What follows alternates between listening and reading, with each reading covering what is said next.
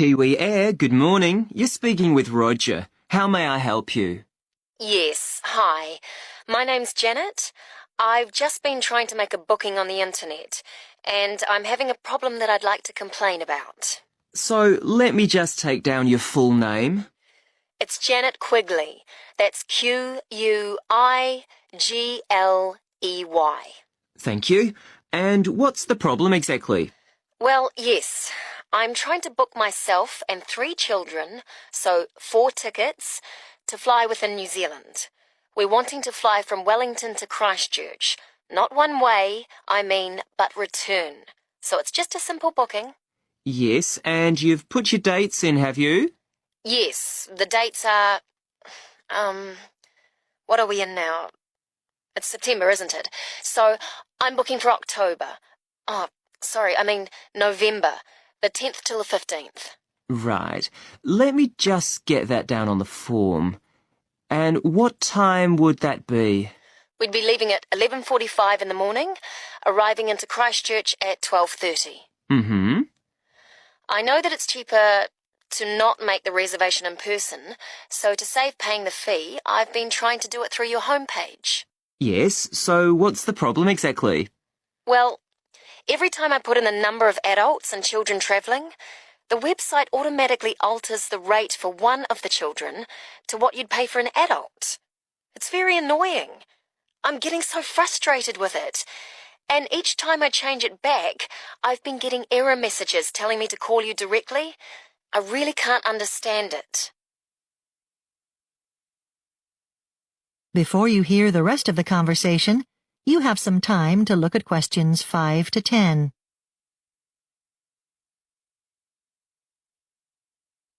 Now listen and answer questions 5 to 10.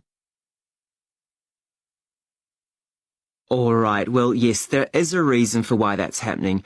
It's Kiwi Air policy, I'm afraid, to allow a maximum of 2 children to travel on child fares with just the one adult accompanying them. So, because there's 3 of them and just me, do you mean I have to pay an adult fare for one of my children? Yes, that's right. But I've flown to Australia before on my own with the children, and we didn't have to pay extra. It's a policy that we've just introduced for domestic air travel. It may be extended later for international travel as well. But an adult fare is for someone over the age of 12. My children are only 11, 8 and 5. It's not fair to charge them for an adult rate. Besides, they actually eat less than an adult, so they wouldn't consume as much food on the plane. I just don't think it's right. Well, I'm sorry, but that's how we charge. We do look after children well on our flights, you know. We give them little packs of games and coloured pencils so they have something to do, you know. Well, still, the difference to pay between the fares is a lot of extra money that I hadn't budgeted for. It seems to me that your rules discriminate against a parent travelling on their own with the children, and also families with lots of children. And what about school groups? That wouldn't be fair. Well, madam, yes, I can see your point. You're welcome to put your complaint in writing if that's what you'd like to do. Well, I certainly would. I'll be writing a letter to your customer services officer, is it? Just address it to the manager, then it will reach the right person. That's fine. That's your right to do that. And how soon do you think they'll get back to me? I must say, I really am shocked at this. I'm not happy about it at all. Well, at busy times it sometimes takes a month, but it's low season now, so you should expect to receive a response probably inside a week.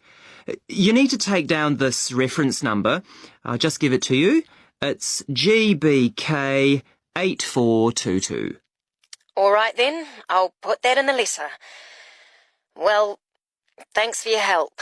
Thank you for calling Kiwi Air. Section 2. You'll hear an HR representative of Earn and Learn giving some information about her company. First, you have some time to look at questions 11 to 16.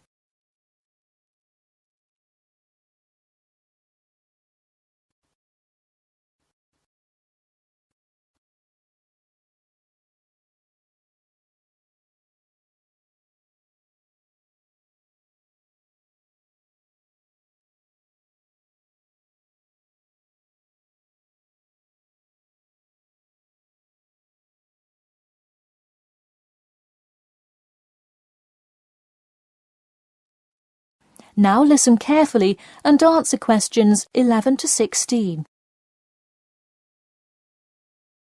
Welcome to all of you. Can everybody see and hear me? Good. I'm Sarah Connor, an HR representative of Earn and Learn. I have been asked today to talk to you about our company. So, for those of you who don't know very much about the company, let me start by giving you some basic information about it. Earn and Learn started nearly 20 years ago. It is not a charity but a for-profit company that enables promising entrepreneurs to make money while traveling. During the past 10 years, it has grown rapidly and has gained great influence in most countries of the world. We have a partnership with the school and take a large number of recent graduates from the business school. So, if you are a recent graduate, I'd say you can consider applying to our company. Before your application, you might be curious about what sort of places you could go to. There are 4 main locations, but you also have the freedom to submit a different location, and if they can make the necessary arrangements, you can go. The first country Earn and Learn established locations was the US, where you may choose from multiple locations, as long as you can commit to their more rigid schedule of August to December. Also, you could do the Australia internship. That one is really cool. You work at a wildlife shelter and learn about the business practices of non-profit organizations. You do have to be willing to commit 8 months for that one, though. Perhaps that's a long time to be so far away, but I would say it is really an amazing opportunity. I don't know whether some of you are in decent physical shape. If so, the South Africa internship is another exciting one. You learn a lot about sustainable farming, but you would be doing some of the manual labor involved in maintaining a farm. Indeed, it's hard work, but I think you would definitely be able to do it. It may be wise to wait until after their summer is over, so it's not so terribly hot. In addition, there is a most recently established location in India. This one gives you more of a study abroad feel, given that they arrange a host family for you to stay with. In the other locations, you live in an apartment with other interns, so this is definitely a unique experience. Before you hear the rest of the talk, you have some time to look at questions 17 to 20.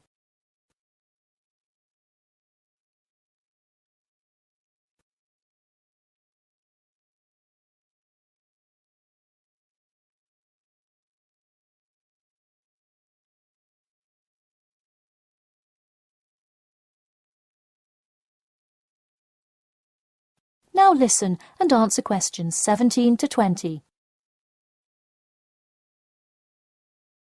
Regardless of where you go, at the end of the program you get a global traveling certificate, as long as you can explain your experience. You can provide a written log of what you did. I recommend writing journal or blog entries about what you do every day, or a weekly summary of each day. Of course, you don't have to write up a formal report or anything like that, and you need to apply for it once you have returned. Some students may want to know whether this is a paid internship. Actually, you have to pay for the flight there yourself. But you have the opportunity to create your own small business, which could earn you money if it's successful. So basically, you pay for it all up front, but when you're there, you can find ways to make money. That is to say, you pay for 2/3 of the cost up front as a deposit, and then give the final installment 1 month prior to your return. Finally, I have to remind you that you need a health check before you go, to make sure you're not going to spread any communicable diseases. In addition, before you go, you don't have to attend any meetings or workshops. You'll meet everyone you'll be working with once you get there. Okay, well, that's all I've time for today. Thanks for listening, and I'm happy to take any questions if you have them. That is the end of section 2. You now have half a minute to check your answers.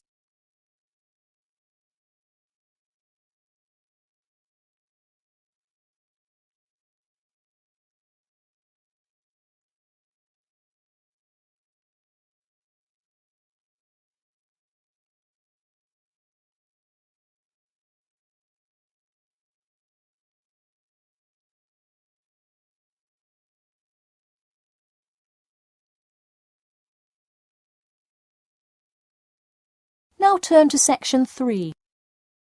Section 3. You will hear a student called Julie talking to her classmate named Ricky about a new essay that Professor Johnson assigned. First, you have some time to look at questions 21 to 24.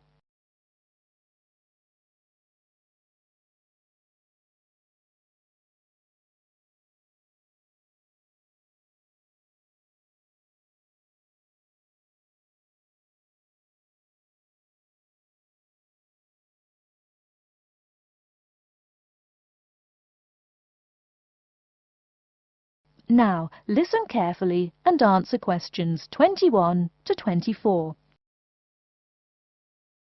Hi, Julie, it's Ricky. Hi, Ricky. How are you? I noticed you weren't in psychology today. I'm feeling sick, so I didn't go to school today. Would you mind telling me what I missed in class? Sure thing. I'm sorry you're not feeling well. Anyway, we spent most of the class talking about a new essay that Professor Johnson assigned. You need to choose one of the bold headings from the note system and research it. Wow, I picked the wrong day to miss class, huh? You sure did. Could you tell me the specific requirements of this paper? Sure. You need to find scientific research that supports your claim as one of your references. It can be from some of the case studies we discussed in class, or you can find your own. Or even better, you can conduct your own research. I'm sure that would get you an A. Have you decided what you're going to do yet? Also, where are you getting your references? Yeah, I'm going to research facial recognition by infants. I've already found a few experiments in scientific journals. That would probably be a good start for you. There are tons of journals in the library. Great idea, thanks. I'm considering writing my essay on the effects of one of the psychotropic drugs we talked about in class. I'm sure there is lots of stuff about it on the internet. Are we allowed to use information from the internet? Sure, you can use that as long as it's not your main source for information. You'll probably want to cite some of the experiments we went over. Good idea, thanks. I'm going to try to find some information from a bunch of different sources. Before you hear the rest of the talk, you have some time to look at questions 25 to 30.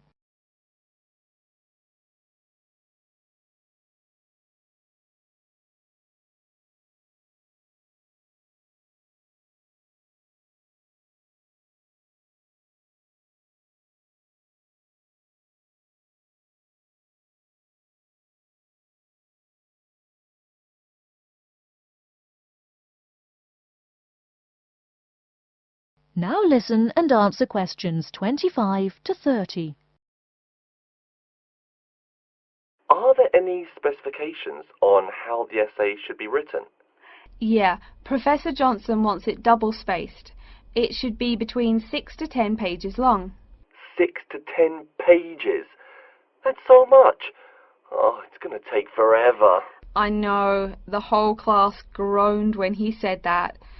Anyway, you also need to put the title in italics and... Wait, each section heading or just the main heading? Only the main heading should be in italics. I think section titles are supposed to be in the same format, but maybe in bold. You'll have to check that in class next time. Oh, okay. So I take it that the report has to be typed, since there are so many requirements. What are the other formatting requirements? Yep, it's got to be typed. Aside from that, there are still a few more specifications. You should number each page. Make sure it goes up in the top right corner. Okay, I'll make sure to write that down. I always forget to number the pages. Do we need to title and date each page too? You need the shortened title on every page, but no need to include the date. That should just be on the cover page. Okay, thanks. No problem. Also, make sure the margins are 3.25 pixels wide. What? I'm not even sure how to do that. Oh, it's okay, I can show you. It's really easy. I think that's all the directions he gave us. A lot of formatting requirements, but we have the freedom to research many things that we like, so that's good. Oh, I almost forgot. Remember to put down your ID number on your report. Thanks so much for your help. I'll see you in class Monday. No problem. Glad I could help. See you later. That is the end of section 3. You now have half a minute to check your answers.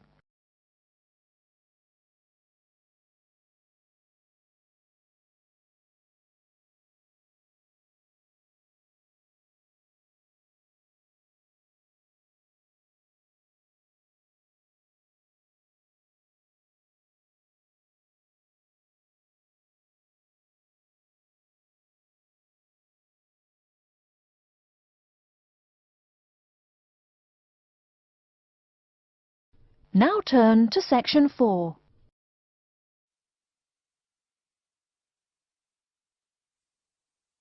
Section 4. You will hear a talk about a research project on the tiger shark. First, you have some time to look at questions 31 to 40 on pages 7 and 8.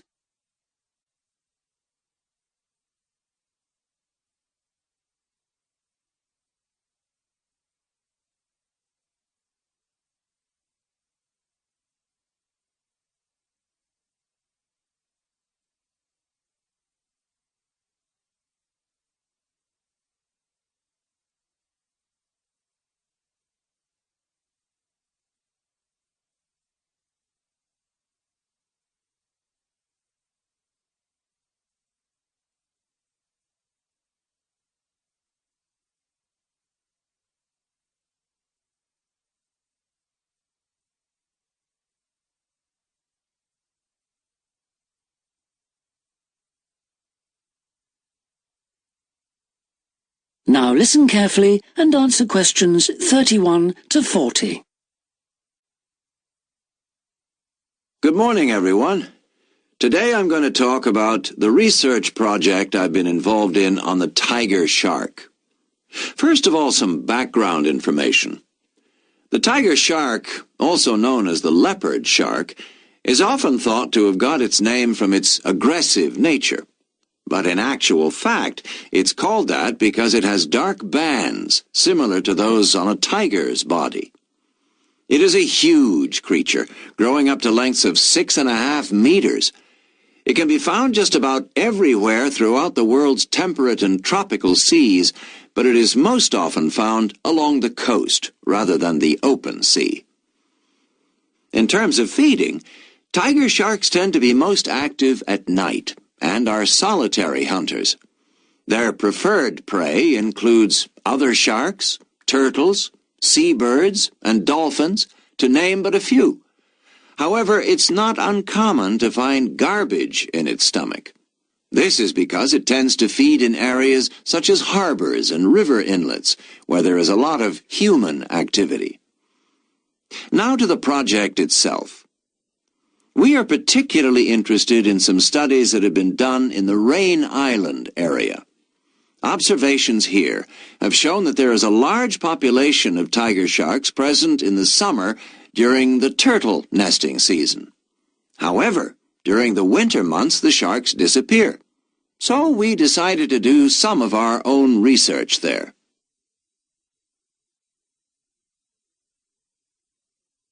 The first step was to tag a number of sharks so that we could follow their movements. To do this, we first needed to catch the sharks. Early in the morning, we baited lines with large bits of fish and set them in place. These lines were then checked every 3 or 4 hours. If no sharks were caught, the baits were replaced. Once a shark had been caught on one of the baited hooks, it was pulled in close to the boat and secured so that we could carry out a number of brief activities to aid our research. This usually took no more than about 10 minutes and was carried out as carefully as possible to minimize any stress to the shark. Each of the tiger sharks that we caught was measured and fitted with an identification tag, and also a small amount of tissue was taken for genetic studies. For some larger sharks over 3 meters long, we also inserted into the belly a special acoustic tag capable of sending satellite signals, while on other large sharks we attached a camera to the dorsal fin to enable us to study the behavior and habitat use of the sharks. After this, the shark was released, and we were able to follow its movements. So what was the purpose of all this tagging? Well, while we were already familiar with some aspects of the tiger shark's behavior and food sources, what we hoped to do in this project was to see exactly what factors affected the migration patterns of tiger sharks and whether it was, in fact, food, weather, and reproductive needs. These are some of our findings. On February 21st, a large female shark, whom we named Natalie, was attracted to our research boat at the northern tip of Rain Island and fitted with one of the satellite tags I've just mentioned. No transmissions were received from Natalie between April 2nd and April 29th, indicating that she didn't surface to feed during this period. The area in which she was last reported is very shallow, suggesting that she may have changed her feeding preferences during this period to focus on prey found on the sea floor. We also made a number of other discoveries, thanks to the various transmitters we used. It seems that tiger sharks move back and forth between the ocean floor and the surface quite often. This may help the sharks conserve energy while they swim, but it probably also helps them hunt, since this movement back and forth maximizes its chances of not being detected by its prey until the last minute. So far, our findings have not been conclusive. However, we have gained some very interesting insights into the behavior of tiger sharks and are now hoping to develop our research further. That is the end of section 4. You now have half a minute to check your answers.